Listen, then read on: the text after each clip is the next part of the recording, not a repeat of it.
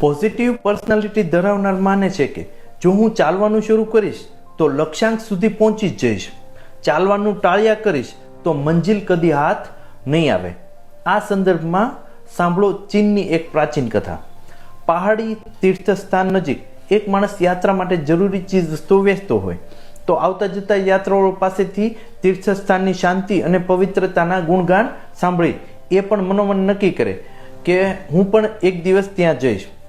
એને લાગતું કે એ તો બિલકુલ નજીક છે એટલે ધારે ત્યારે યાત્રા કરી શકશે. આમ ને આમ તે વૃદ્ધ થઈ ગયો.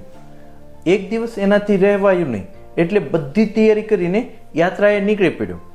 રાતનો વખત હતો એટલે હાથમાં ફાનસ લઈ એના અજવાળે ચાલવા લાગ્યો. એને દૂર પહાડ સામે જોયું.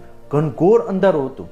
એને ચિંતા થવા લાગી કે 4 ડગમાંથી આગળનો રસ્તો તો ફાનસના આટલા અમસ્તા પ્રકાશથી દેખાતો નથી, તો આટલો લાંબો પંથ કેમ કાપીશ?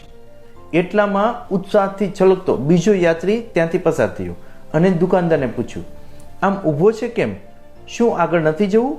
દુકાનદારે કહ્યું, ફાનસના આ આછા અજવાળામાં ઘનઘોર અંધકાર ભર્યો માર્ગ શી રીતે કપાશે? રસ્તામાં મારું શું થશે? એનો વિચાર કરતો ઊભો રહી ગયો છું.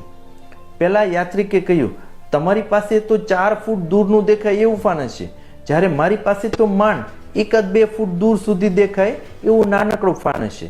ફાનસ નાનું હોય કે મોટું, એક ડગલું આગળ વધીએ એટલે એનો પ્રકાશ આગળના બીજા ડગલા માટે રસ્તાને પ્રકાશિત કરી દે છે અને આમ એક ડગલું ભરતા ભરતા લાંબામાં લાંબી યાત્રા પણ પૂરી કરી શકાય છે. તો કોઈ વ્યક્તિને એક સાથે 2 ડગલા ભરી શકતી નથી.